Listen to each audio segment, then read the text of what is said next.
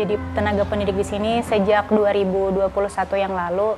Saya mengajar di SLB Negeri Kandangan. Saya mengampu kelas 3 SDLB ketunaan tunagrahita sedang dan tunagrahita ringan waktu itu Pak. Kemudian ada juga di kelas saya itu anak-anak Down syndrome. Pengalamannya tuh luar biasa Pak. Ibarat seperti permen tuh nano-nano rasanya Pak. Ada manisnya, asamnya dan lain sebagainya, suka senangnya, sedih, bahagia dan lain sebagainya. Biasanya kan kalau saya mengajar itu kita niat untuk mengajar, tapi ternyata selama pembelajaran di SLB itu ternyata saya yang lebih banyak belajar terhadap anak-anak istimewa ini. Bagaimana saya belajar dari mereka yang tidak bisa melihat tapi mereka masih bisa bersyukur dengan mereka yang punya.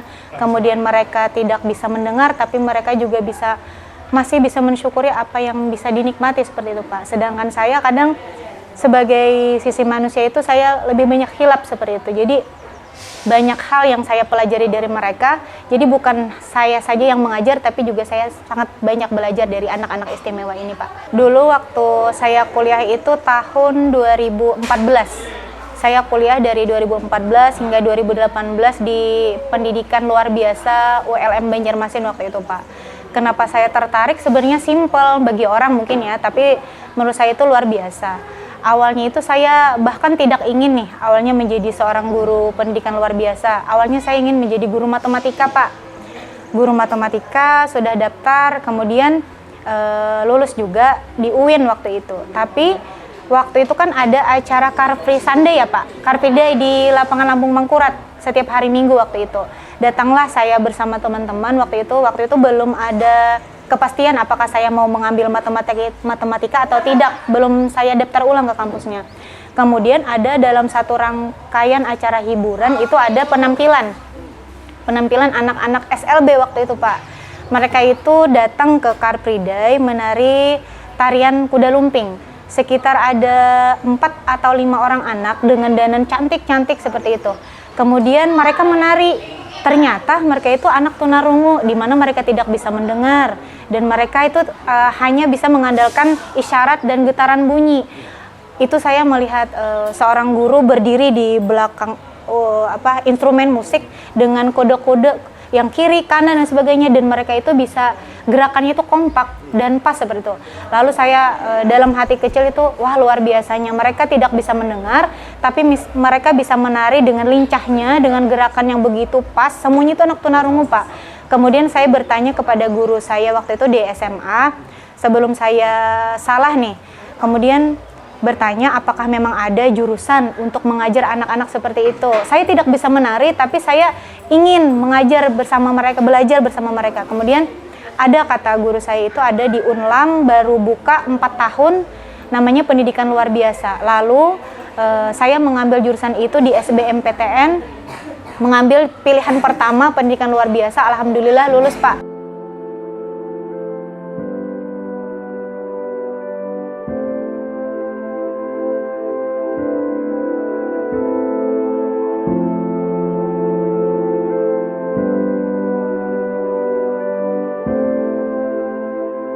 Alasan saya itu kenapa memilih jurusan ini, memang saya ingin bersama anak-anak ini Pak. Saya merasa kalau bukan kita siapa lagi seperti itu Pak. Karena kebanyakan kan orang-orang itu bilang orang-orang yang sekolah luar biasa itu tidak bisa apa-apa. Bahkan ketika mereka lulus SMA pun belum tentu mereka akan bisa menggapai cita-cita. Nah, bagi saya itu adalah sebuah diskriminasi yang sangat jahat seperti itu Pak. Karena setiap manusia itu punya kesempatan dan setiap manusia itu pasti punya potensi, punya hal-hal baik dalam dirinya.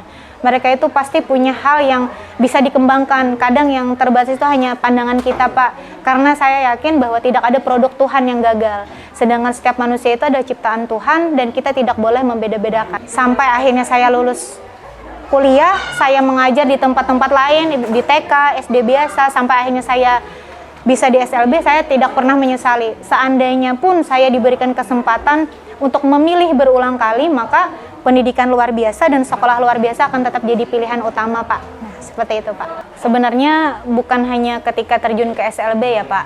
Sebelum lulus kuliah pun kami itu sering namanya itu observasi, kemudian ada PPL dan sebagainya. Dilihat dari situ tuh sudah pengalaman yang wah ini di luar dugaan nih Pak. Bahkan kita ada anak yang memang sangat tidak mandiri, kita terpaksa untuk membantu kemandirian mereka. Kadang saya berpikir tuh, apakah bisa seperti itu Pak? Bahkan ada kepikiran, ini belum terlambat kalau mau mundur seperti itu. Tapi kembali lagi, karena bersama teman-teman yang saling memotivasi juga, waktu itu satu angkatan ada 96 orang. Ketika di Kalsel kami tidak lulus bersama-sama untuk membantu anak-anak berkebutuhan khusus, anak-anak istimewa ini, lalu siapa lagi seperti itu Pak? Nah keyakinan itu muncul kemudian hingga lulus kuliah sampai terjun lagi di SLB, ternyata memang bukan hanya suka yang ada, tetapi dukanya pun juga banyak. Kadang bahkan di luar dari di luar pemikiran kita sebelumnya, kadang gurunya bisa ditendang, kadang bisa dipukul, kadang bahkan mohon maaf Pak bisa diludahin, kadang anak-anak yang masih tidak bisa membuang atau membersihkan ingusnya dan sebagainya, bahkan ke toilet pun kita temani seperti itu. Mana hal-hal seperti itu kadang itu suka dukanya menjadi guru SLB, tapi itu tetap kita lakukan untuk melatih kemandirian anak seperti itu Pak. Di rumah kita diajarkan orang tua, di sekolah juga diajarkan. Lalu bagaimana saya meyakinkannya Pak? Kembali lagi ke niat awal kita Pak. Jadi ada waktu itu saya pernah membaca satu kutipan bahwa ketika kita mengajar seorang anak, kita tidak boleh untuk menarget bahwa anak itu harus pintar. Anak yang kita didik harus pintar, tidak seperti itu Pak. Kalau seperti itu, maka kita akan marah-marah dan jatuhnya kita tidak akan ikhlas. Karena di SLB itu kebanyakan berapa kali pun kita ulang pelajarannya, ada saja anak yang ingatannya memang mudah lupa seperti itu Pak. Jadi kalau kita menarget pintar, maka kita tidak akan bisa ikhlas dalam mengajar. Tapi orang bijak itu bilang, cukup kita ajarkan dia itu alif, ba, dan ta, tapi dia ingat kemudian dia bisa mengamalkan, yakinlah bahwa salah satu tangan dari mereka itu akan menuntun kita ke dalam surga, seperti itu Pak. Nah, jadi hal itulah yang menjadi dasar saya. Kembali lagi kepada niat awal saya bahwa saya ingin membantu, saya peduli dan saya ingin mengangkat derajat anak-anak istimewa ini. Nah, jadi memang ada jenjang SD, SMP, dan SMA dengan berbagai ketunaan nih Pak. Mulai dari tunanetra dengan hambatan penglihatan, kemudian tunarungu dengan hambatan pendengaran, grahita dengan hambatan mental, kemudian daksa dengan hambatan fisik geraknya, kemudian ada hiperaktif, autis, bahkan Down syndrome. Alhamdulillah, setiap guru di sini itu tentunya sudah dibagi per jenjang seperti itu Pak, dan per hambatan atau ketunaan anak.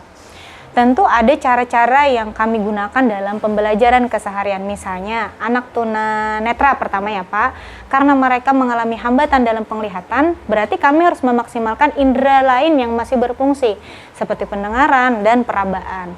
Dalam pembelajaran tunanetra itu biasanya kami menggunakan huruf timbul atau huruf braille namanya Pak, itu menggunakan riglet dan stylus alatnya. Kemudian kadang-kadang juga menggunakan komputer bicara. Kemudian ada juga untuk anak yang memang masih punya sisa penglihatan, tetapi dia harus diperbesar, bisa menggunakan kaca pembesar atau didekatkan seperti itu, atau tulisannya diperbesar seperti itu Pak. Nah, dan itu cukup efektif.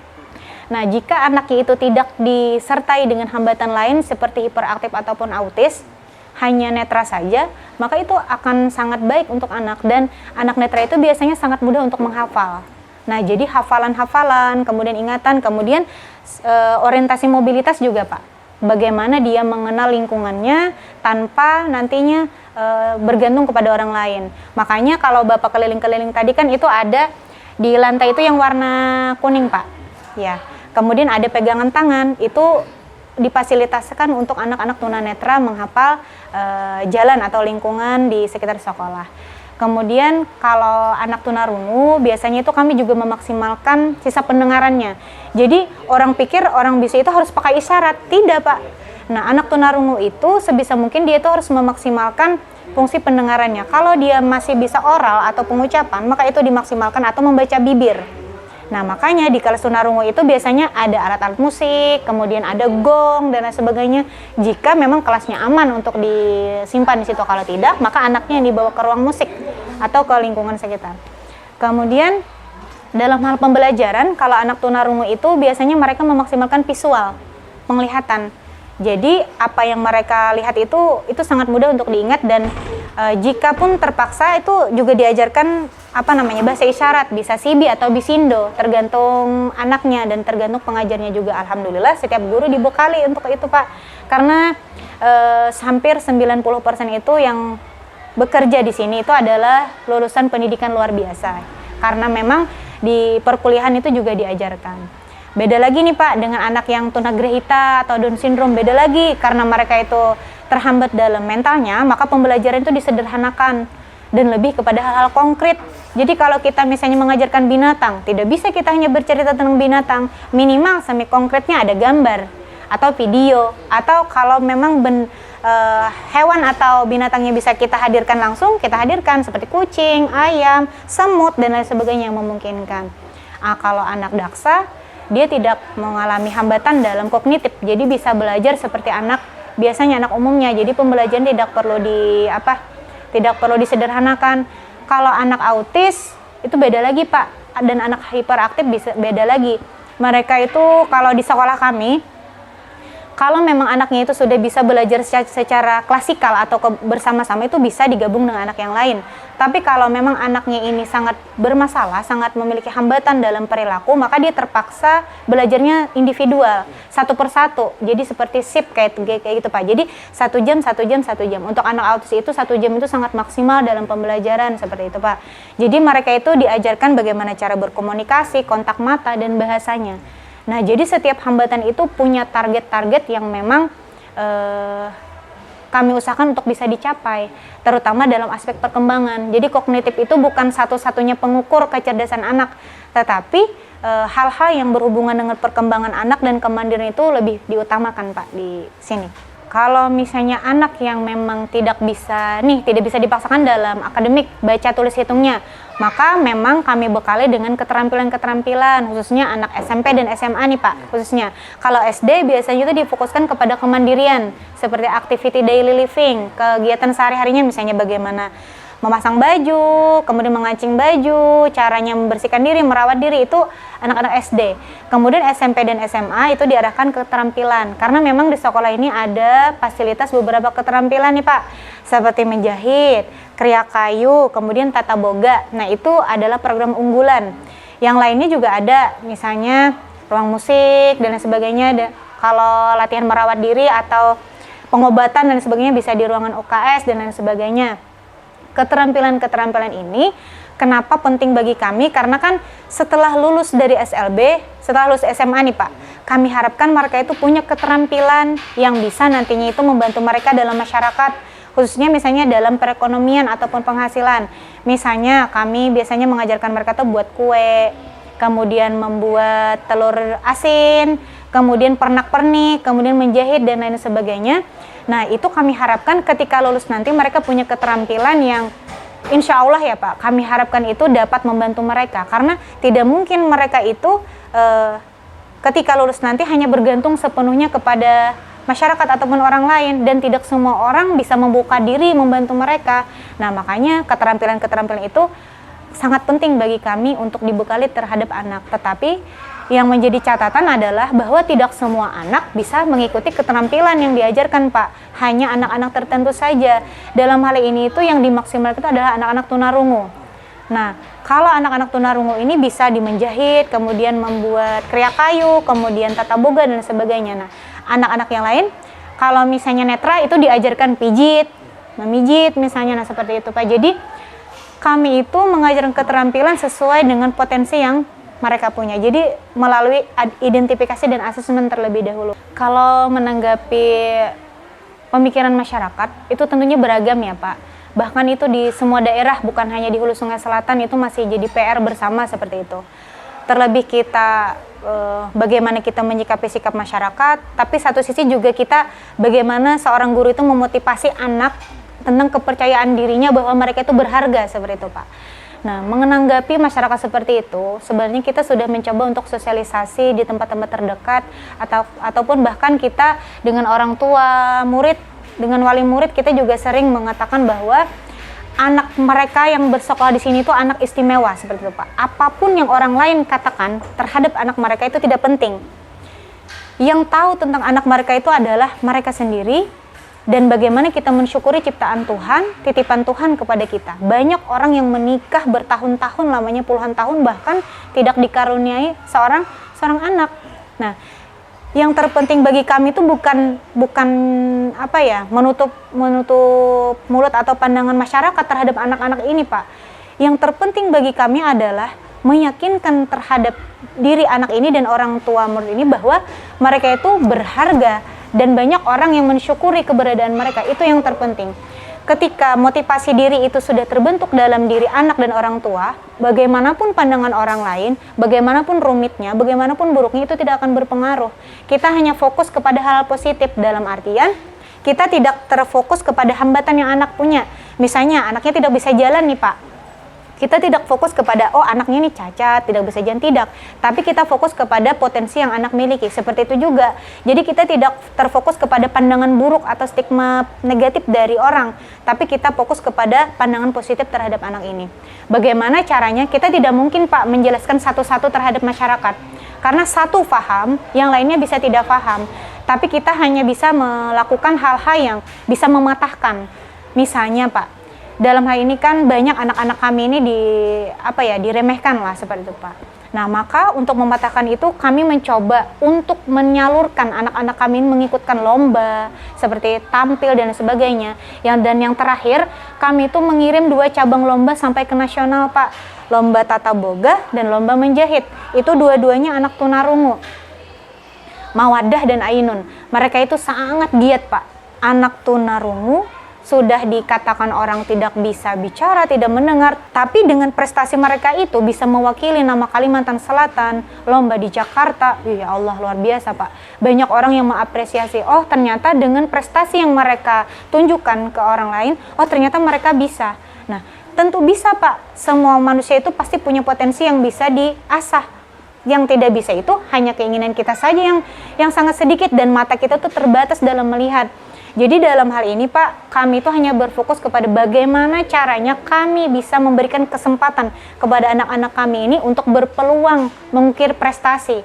Seperti itu, Pak. Jadi dengan prestasi itu diharapkan semoga pemikiran orang-orang yang darinya negatif berubah menjadi positif. Nah, seperti itu. Jadi melalui Bapak juga dan teman-teman juga, saya berharap akan semakin banyak orang yang peduli, bukan mengasihani, seperti itu, Pak. Peduli bukan berarti kasihan ya, Pak. Misalnya ada anak tunanetra dikasih uang seperti pengemis, tidak seperti itu. Peduli ini artinya memberikan kesempatan yang memang mereka bisa ikuti. Karena mereka itu senang, Pak. Senang ketika diberi kesempatan. Kalau memang mereka punya bakat, keinginan, mereka lebih dihargai, seperti itu. Bukan kalau dikasihani itu kadang mereka juga punya rasa, kenapa nih, minder nih, kenapa aku dikasihani? Mereka walaupun tidak bisa ngomong, mereka punya perasaan loh.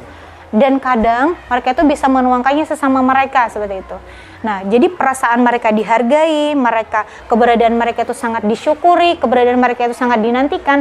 Kami membangun itu dalam hal melatih kepercayaan diri mereka, kemudian berikan kesempatan mereka untuk berprestasi. Antara skill dan kesabaran, dua-duanya itu sangat penting ya, Pak. Misalnya kita punya skill mengajar, tapi kita tidak memiliki kesabaran yang luar biasa, maka kadang skill itu tidak berguna, seperti itu, Pak. Nah, yang terpenting bagi saya ketika mengajar itu adalah perasaan kasih sayang terhadap anak ini, Pak. Bahwa kita memandang anak-anak ini, memandang bahwa mereka ini memang manusia yang perlu pendidikan, mereka yang perlu pengajaran, mereka yang perlu kepedulian, seperti itu, Pak. Jadi, dengan kasih sayang itu, maka kita akan punya keinginan untuk melatih skill, menambah skill, kompetensi. Tentu itu sangat penting juga, Pak, karena kita tidak bisa dalam mengajar itu asal-asalan ya, Pak. Misalnya, masa anak tunanetra disuruh berlari, seperti itu. Masa anak tunarungu, anak bisu kita suruh bernyanyi, kan itu hal yang sangat salah kaprah, seperti itu. Makanya skill, kemudian kemampuan dan pengetahuan kita, wawasan kita terhadap pembelajaran itu sangat penting. Apalagi di sini sangat beragam hambatan anak itu ya, Pak. Jadi kesabaran dan skill itu harus berjalan beriringan. Dua-duanya harus beriringan, sama-sama ibaratnya itu kita latih skill kita, kesabaran kita juga kita latih. Kalau kita tidak sabar nih, Pak, ya, misalnya ketika kita mengajar nih, kita sudah capek-capek nih menasihati, 1 menit kemudian dia lupa lagi. Nah, Itu kalau kita tidak sabar, itu kita bisa marah yang luar biasa. Marah boleh, tapi marah yang mendidik. Seperti itu. Jadi kalau ditanya antara skill dan kesabaran itu mana yang lebih penting? Kalau bagi saya pribadi, dua-duanya harus beriringan, harus seimbang. Pesannya misalnya untuk adik-adik yang masih kuliah nih Pak, khususnya pendidikan luar biasa atau sekarang itu namanya pendidikan khusus ya Pak. Terus yakin dan jangan mundur. Nah, apalagi sudah semester akhir, selesaikan, karena itu bukan pilihan yang salah. Allah itu menitipkan kita memilih seperti itu, dengan menggerakkan hati kita memilih itu, pasti ada alasan yang baik, pasti ada hikmah di balik pilihan itu. Terus saja lanjut, jangan mundur, terus saja jalan, dan yakini bahwa itu pilihan yang teramat baik, teramat mulia, dan insya Allah berkah untuk kita semua. Kemudian untuk harapannya ke depan ya Pak, saya berharap kepada seluruh masyarakat Hulu Sungai Selatan, Kalimantan Selatan, bahkan dimanapun seluruh masyarakat Indonesia, mari kita sama-sama peduli dengan anak-anak istimewa ini. Bahkan bukan hanya anak-anak istimewa nih Pak, kita harus sama-sama meyakini bahwa setiap anak itu berhak mendapatkan pendidikan, dan setiap anak itu berhak untuk berprestasi tanpa diskriminasi. Jadi mari kita sama-sama menghidupkan suasana ataupun budaya inklusi di daerah kita. Jadi kita yang memiliki budaya ramah anak, lingkungan ramah anak, dan kita benar-benar menerapkannya, bukan hanya sekedar slogan seperti itu Pak. Jadi kita benar-benar menerapkannya di daerah kita, khususnya semoga Hulu Sungai Selatan menjadi percontohan, menjadi tolak ukur tentang kebudayaan inklusi di daerah di Kalimantan Selatan. Kalau hal dukungan, alhamdulillah kami merasakan dukungan yang sangat baik dan sangat luar biasa ya Pak. Apalagi di tahun-tahun terakhir ini apresiasinya sangat luar biasa seperti itu. Jadi kami meyakini bahwa setiap usaha yang kami lakukan sebelumnya untuk menggerakkan hati orang itu cukup berhasil seperti itu Pak. Karena kami yakin bahwa sangat dan masih sangat banyak orang yang peduli dengan anak-anak kami Pak. Terutama misalnya seperti contoh ya Pak, bantuan untuk fasilitas sekolah, kemudian untuk mengapresiasi prestasi siswa kami seperti itu Pak. Itu hal yang sangat luar biasa yang kami rasa dukungannya bukan main-main seperti itu Pak. Kemudian sekolah kami dilibatkan dalam beberapa kegiatan, bukan hanya di sekolah, di luar sekolah. Kemudian yang terakhir kemarin itu pada Hari Anak Nasional, ya Hari Keluarga Nasional, sekolah kami dilibatkan Pak.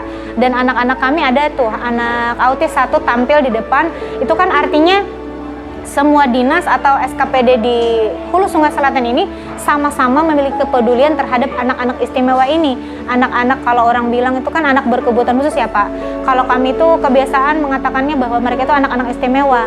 Jadi kalau ditanya dukungan, kami sangat mendapat dukungan yang luar biasa. Semoga segala kerjasama, segala hal-hal baik yang sudah terjalin itu bisa dipertahankan, dan kami selalu membuka ruang kolaborasi untuk instansi yang lainnya. Apa yang kiranya bisa kita untuk kerjasama bareng-bareng untuk masa depan anak-anak ini, kami siap untuk membuka ruang itu Pak.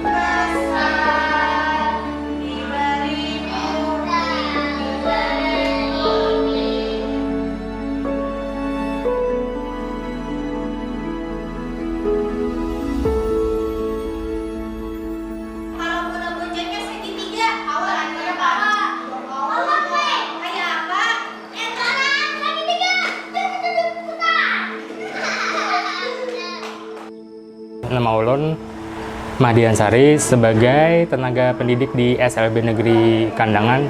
Saya dulu pernah sebagai honor daerah dari tahun 2012 sampai 2015. Alhamdulillah tahun 2023 ikut tes P3K, dan 2024 menjadi ASN di SLB Negeri Kandangan ini.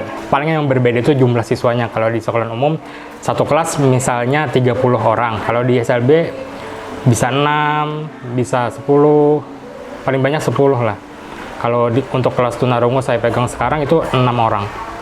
Tantangannya lebih ke kesabaran lah, kita diuji.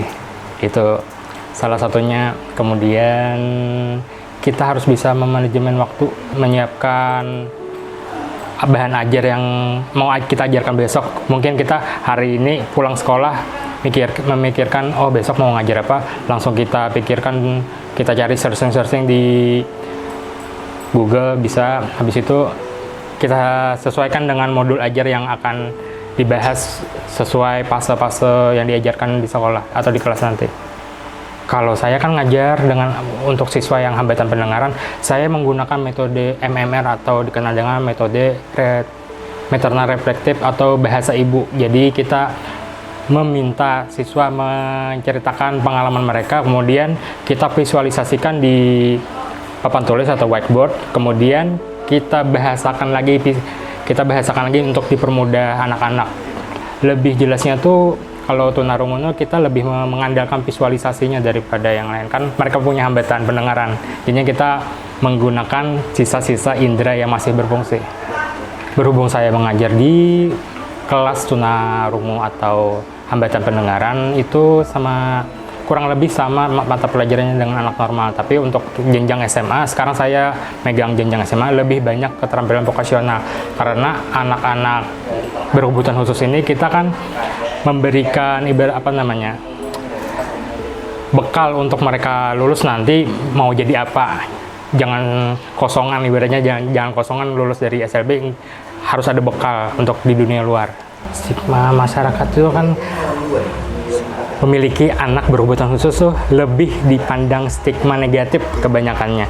Jadinya tuh saya kita mengandalkan, sekarang kan media sosial tuh lebih gencar kan, saya lebih mengandalkan kayak sosialisasi di media sosial, ataupun misalnya kita ketemu teman atau ketemu orang yang memiliki anak berkebutuhan khusus, lebih diberi penjelasan bahwa anak berkebutuhan khusus jangan dibedakan, mereka juga memiliki hak untuk mendapatkan pendidikan. Jangan dipandang sebelah mata, karena mereka juga kan manusia. Ibaratnya kan saya ingat kata Pak Ciptono, almarhum kepala sekolah di SLB Semarang, beliau mengatakan anak berkebutuhan khusus ini bukan produk gagal, karena Allah tidak pernah gagal. Alhamdulillah dari pihak sekolah maupun provinsi, mereka tuh memberi dukungan untuk kita sebagai pendidik untuk memfasilitasi dari segi belajar, segi dukungan sarana prasarana dan lain sebagainya. Sebagai pendidik ya, kita sudah memilih jalur untuk memberikan pengajaran kepada anak-anak berkebutuhan khusus. Anak-anak berkebutuhan khusus ini adalah ladang pahala buat kita, karena kita dapat bersyukur dengan diri kita sendiri melihat keadaan mereka, dan juga istilahnya anak berkebutuhan khusus itu seperti emas dan melumpur, walaupun ditutupin lumpur, mereka itu tetap berharga di mata kita.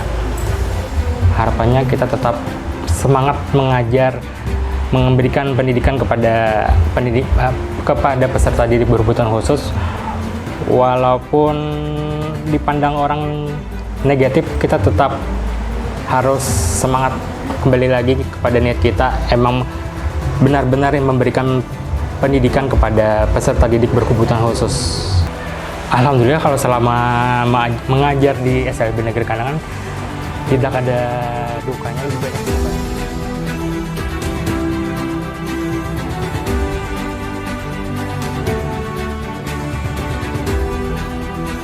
Sekolah luar biasa adalah tempat di mana keajaiban belajar bertemu dengan keagungan jiwa. Di sini, setiap anak diajarkan bukan hanya untuk memahami dunia, tapi juga untuk menemukan kekuatan luar biasa dalam diri mereka sendiri. Melalui dedikasi dan kasih sayang, sekolah ini menciptakan lingkungan yang mendukung pertumbuhan dan perkembangan, memberikan sayap bagi setiap murid untuk terbang tinggi dan meraih impian mereka.